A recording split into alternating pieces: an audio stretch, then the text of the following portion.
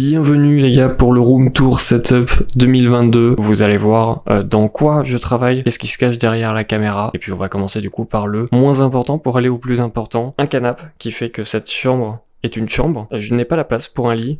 Et ce qui fait qu'aussi j'ai des roulettes sur ce châssis que vous allez voir juste après, que je décale ici tout simplement. Et je peux du coup déplier le canapé qui se déplie tout simplement, que j'ai caché avec un plaid parce qu'il est pas très beau. Il faut que je le change. Et aussi, petit point avant qu'on continue, vous allez voir câble management et tout, il y a des cartons ici. J'ai rangé un minimum pour que ce soit présentable, mais je fais pas en mode waouh, regardez, tout est bien rangé et tout. Je vous mets dans quoi je travaille littéralement. On fait pas de faux semblants ici, donc un petit canapé voilà que j'utilise, que je peux rapprocher aussi pour faire du montage si jamais je veux, ou juste me divertir sur mes PC qui sont ici. Donc voilà, un petit canapé. Je vous présente une arme blanche. Voilà, mon ancien téléphone que j'ai gardé, qu'on surnomme la brique. Plus de batterie que de performance, mais on est là. Une petite enceinte, ça fait toujours plaisir. On va aller du coup sur ce meuble que vous voyez tout le temps derrière mes vidéos, donc on est à peu près genre comme ça on va dire, voilà bref. Donc un meuble Ikea classique en bois, voilà, avec quelques trucs que j'ai mis. Ça, le plus récent, le LMS Barcelone, petit pass que Anthony Drevet m'a fait gentiment offert. L'ancien volant, le V2 Fanatec, la boîte de la brique, petite référence à YouTube bien sûr. Mon amour d'enfance, les Beyblade bien sûr. Une petite housse pour la Game Boy Color. Ça c'est beau, on apprécie. Une Xbox 360, ça va faire plaisir aux plus anciens bien sûr. C'est beau, hein, c'est beau, des jeux Pokémon de la Game Boy. Est-ce qu'ils sont pas beaux? Franchement, j'adore. Et là aussi vous avez le petit pass pour les 24 heures de Spa que j'ai eu du coup cette année. La Mercedes de Lewis Hamilton, de son 7ème titre, avec les interslicks, vous allez pas trop bien le voir je pense, mais vous avez des photos sur Insta. Une manette de Xbox One, et surtout regardez, en dessous, ma plus vieille manette custom, déjà avec marqué Karmar, des joysticks blancs qui sont défoncés, mais on apprécie bien sûr. Il n'y avait pas le AA sur cette manette, je sais pas pourquoi je l'ai pas mis d'ailleurs. Une autre Xbox 360 avec deux manettes, la PS5 que j'ai eu la chance de recevoir grâce à Sony. Malheureusement Sony, si vous regardez ça, je suis vraiment désolé, je l'utilise tellement peu parce que j'ai juste pas le temps en fait, tout simplement. Du One Piece, du Hunter x Hunter, ah ça... un Pokédex, j'adore, vraiment j'adore. Et on en a fini déjà pour ce petit meuble. Le dernier étage est pas important, il y a un pédalier et quelques classeurs. Donc voici, et pareil en haut il y a... Bon, voilà quoi. On s'en fout un peu. Mon meilleur ami, la clim, avec zoup, le tuyau, que je mets bien sûr à la fenêtre. Je vous dis que quand on fait une endurance sous 40 degrés, on est content d'avoir ça. Et on va arriver à quelque chose d'assez stylax du coup. On va commencer par celui-là. Voilà, qui est du coup... mon PC de stream, donc c'est ce PC là, ici, voilà, avec cet écran. Donc vous pouvez voir aussi que j'ai deux écrans, on va y revenir aux écrans. Donc ce PC, je vais vous l'ouvrir, petite porte en verre, ça fait plaisir, hop, il est magnifique celui-là. Les deux PC ont à peu près la même config, je vais vous la dire, du coup c'est un i7 8700 pour celui-là, et pour celui-là il a un 8700K, sinon tout est pareil, quasiment, mis à part la RAM, là il y en a 16, là il y en a 32. Donc là, on est sur une 2070. Vous avez le petit Elgato pour lier les deux PC, la belle carte graphique. On apprécie un water cooling totalement overkill pour le processeur qu'il a. Ça fait plaisir, petit PC de stream. Du coup, vous voyez, il est magnifique celui-là. Donc du coup, je vous ai parlé tout à l'heure de mon téléphone. Mon ancien, voici celui que j'utilise actuellement, c'est un Oppo Find X2 Pro, ça fait... 2-3 ans que je l'ai. La base, ça fait plaisir. Un Stream Deck XL. Et on arrive sur le deuxième PC. Avant ça, un disque dur. On ne sait jamais si on doit transvaser les fichiers d'un PC à l'autre. Et du coup, le deuxième PC que vous allez très mal voir parce qu'il est, lui, il est dans l'autre sens. Donc vous voyez que le dos, mais en soi, il est juste... Déjà, il est énorme, sachez-le. Mais il est un peu moins beau que l'autre. Il a pas de LED partout. Donc bon, il va rester comme ça, honnêtement. Donc à peu près pareil, la configuration que le PC de stream. Il est un peu plus puissant grâce au processeur, qui est un 8700K, contrairement à 8700 sur celui-là. Et du coup, voici pour le tour des PC, il n'y a pas grand-chose à dire de plus. Il est relié avec le Elgato, donc du coup, le PC de jeu qui est ici, vous pouvez voir qu'il est relié avec OBS, qui est ici. Il faut bien ça quand t'as deux PC, c'est vraiment un confort, hein, bien sûr. Voici mon casque, un QC25 classique, ça fait depuis le lycée que je l'ai, donc ça doit faire au moins 5 ans. Ce petit boîtier est indispensable quand vous avez deux PC, donc là vous pouvez voir que là, vous avez 1 et 2, là il est sur 1, donc sur le PC de jeu, et si j'appuie sur 2, tout simplement, vous allez voir, bam, ça change littéralement de PC, donc là, j'ai accès à mon PC de jeu qui est en train de faire un rendu. Et là, j'ai accès, hop, à mon PC de stream avec la même souris. Donc ça fait plaisir. Une manette de Xbox One classique. Alors avant, j'étais joueur Xbox, donc j'ai toujours utilisé des manettes d'Xbox. Bon, bien évidemment, j'ai une manette de PS5, mais c'est la seule manette de PS que j'ai en tout. On va passer du coup au clavier souris. Là, on a un petit Rocat Vulcan classique, acheté 100 balles avec le PC de stream. Il fait le taf, tranquille. De toute façon, je joue pas à des FPS ou à des jeux avec clavier souris, donc je m'en fous un peu. Et puis là, on a une petite Logitech sans fil. Donc là, j'ai plus la référence, mais je pense que vous la connaissez pour ceux qui la connaissent. Un petit point re-PC. Là, vous voyez, sur cet écran, il y a un rendu qui est en train de se faire. Donc je fais bien évidemment tous mes montages encore tout seul. Et là, je vais vous montrer, hop, pas Discord, c'est pas ce que je voulais, voilà. À quoi ressemble une timeline? Bon, là, c'est une timeline assez classique, on va dire. C'est que du découpage, c'est les 24 heures d'Espagne sur e-racing. Petite timeline, tranquille. Je voulais vous montrer ça parce que ça fait partie aussi du taf, donc je vous montre ça. Pour les deux écrans, les gars, c'est des Yamaha 27 pouces, 75 Hz. Alors ils sont assez vieux. Dès que j'aurai l'occasion de les changer, je les changerai. Et pour ceux qui se demanderaient aussi, ceux qui auraient vu la vidéo de l'unboxing du grand écran du Mobius qui a été envoyé par BenQ, je peux malheureusement plus l'utiliser depuis que j'ai ce PC de stream.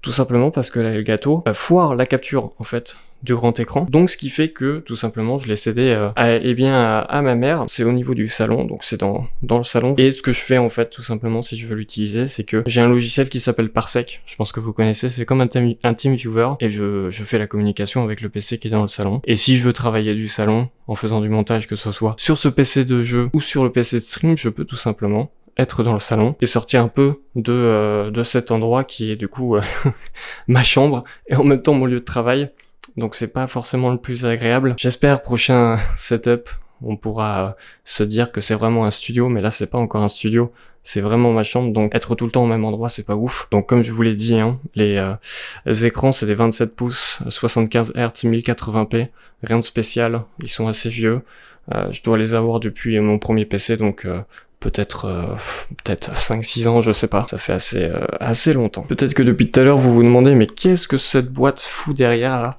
Une boîte, j'ai pas oublié de la ranger, hein. Voilà, vous avez une boîte de trucs d'accessoires de Joy-Con ou je sais pas trop quoi, avec un ventilo, tout simplement, en fait, les gars. C'est là que je pose ma caméra. J'ai dû mettre une boîte parce que, mon trépied n'est pas assez haut.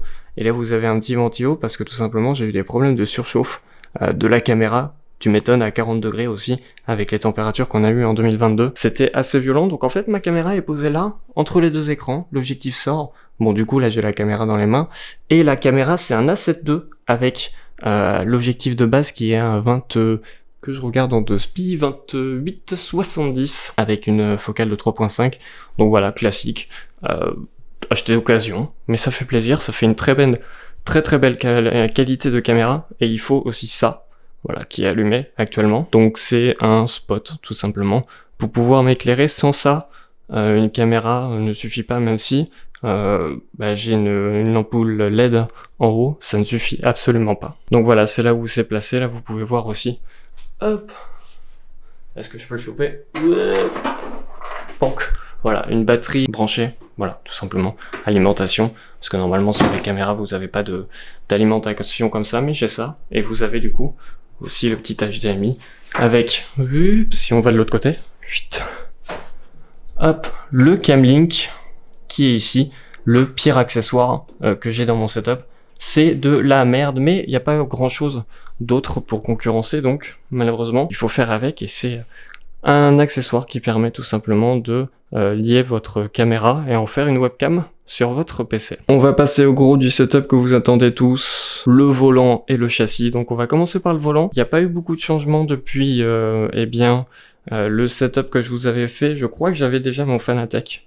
Donc voici du Fanatec avec la base CSL Elite PS4 qui n'est plus vendue actuellement sur le site de Fanatec. C'est fini ça, maintenant on est passé au DD et on a un petit volant 2.5 magnifique. J'adore ce volant, donc on pourrait croire que c'est les mêmes, hein. Genre regardez bien celui-là, Voilà, bam, le 2.5 et le 2, mais c'est pas tout à fait les mêmes. Plus de finition sur celui-là, palette magnétique, meilleure sensation quoi qu'il arrive, ça fait plaisir. Avec les...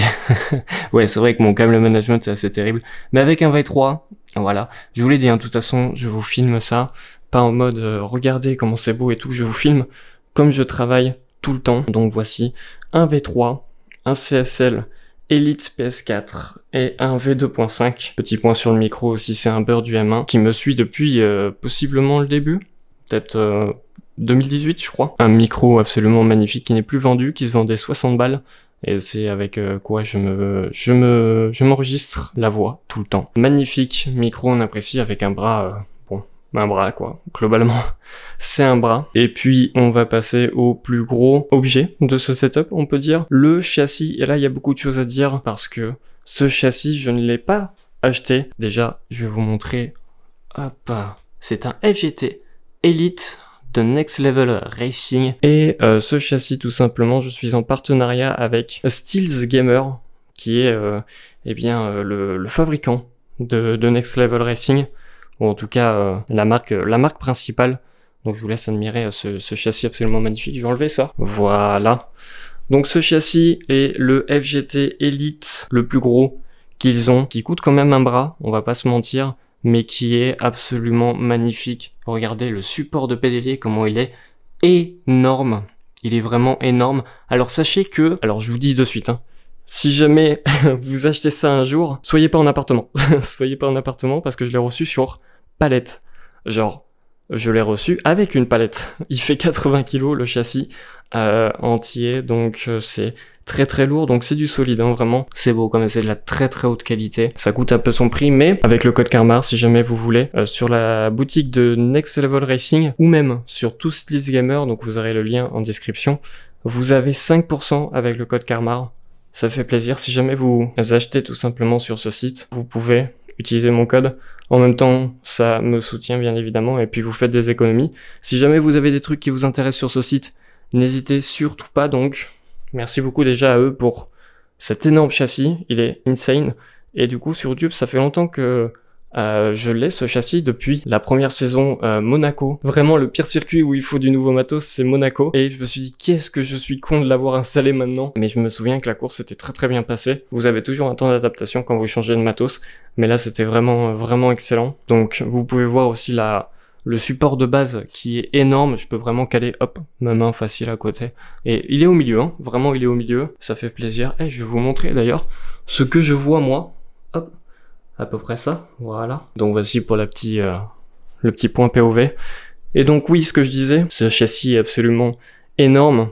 Il coûte son prix, je vous laisserai regarder sur le site tout simplement. Mais vous avez des châssis beaucoup moins chers, notamment le petit châssis pliant qui est un peu le concurrent du Playseat. D'ailleurs Playseat les gars, je vous déconseille de ouf les Playseat, c'est vraiment de la cam assez de mauvaise qualité, sauf si vous en trouvez un bien évidemment d'occasion et que vous avez pas trop d'argent, pourquoi pas. Mais sinon, je vous conseille pas du tout les Playseat. Je vous conseille bien plus le pliant de Next Level Racing, qui ressemble plus à un Transat, on va pas se mentir, mais sur lequel vous êtes déjà à l'aise, et ça c'est l'essentiel. Et puis vous pouvez voir du coup ce châssis énorme. Alors du coup, je dois parler un peu de ce siège aussi. C'est un siège que vous pouvez voir baqué avec très peu de mousse, vraiment très peu de mousse. Alors, je tiens à préciser que je ne suis pas à l'aise là-dedans, mais bon, vu ma corpulence et vu le peu de mousse qu'il y a, vous comprenez, bien évidemment, donc je mets des coussins et tout, mais sachez qu'aussi c'est de ma faute, parce que c'est moi qui l'ai demandé ce châssis. Avec ce siège-là, j'aurais pu très bien demander un autre siège qu'ils ont, qui est tout simplement un semi-baquet réglable, donc bien plus confortable, mais pour l'instant j'ai ça, je fais avec. J'ai des coussins. Franchement, je suis bien. Il y a pas de problème. Je suis vraiment très bien, mais premier live, j'ai tenté sans coussin. On va pas se mentir, je vais assez vite mal au dos. Mais ça, c'est vraiment un siège fait par des pilotes e-sport. Donc, si vous avez la carrure d'un pilote e-sport ou si vous êtes plutôt bien baraque, il y aura pas de problème. Moi, c'est vraiment parce que je suis assez maigre, on va pas se mentir, que j'ai très vite mal. Et puis, sur n'importe quel siège, hein, vraiment, n'importe quel siège, même à des fois des canapés. Au bout de 2 heures, je suis obligé de me lever si jamais je suis resté 2 heures assis, tout simplement parce que je commence à avoir une crampe. Voilà, ça commence à piquer. Donc, c'est pas inhérent à ce siège, mais ce siège, voilà, si jamais vous voulez le prendre, Déjà, il est magnifique, sachez-le. Ce sort d'Alcantara suède, là, vraiment, il est vraiment très très beau. Et la pièce est cool, mais c'est pas du tout le plus confortable. Mais vous avez un semi-baquet disponible sur le site. Donc, voilà. Mais en tout cas, voici pour mon setup, les gars. Vous aurez à peu près tout montré. Donc, vous voyez, c'est pas non plus le setup de ouf, mais j'essaie de le faire mieux rendre possible sur, et bien sur les vidéos, tout simplement. En tout cas, j'espère que cette vidéo vous aura plu. N'hésitez pas si vous avez des questions, bien sûr, à les poser en commentaire. Je vous répondrai. Et puis, je vous souhaite une bonne journée. Bye bye, ciao!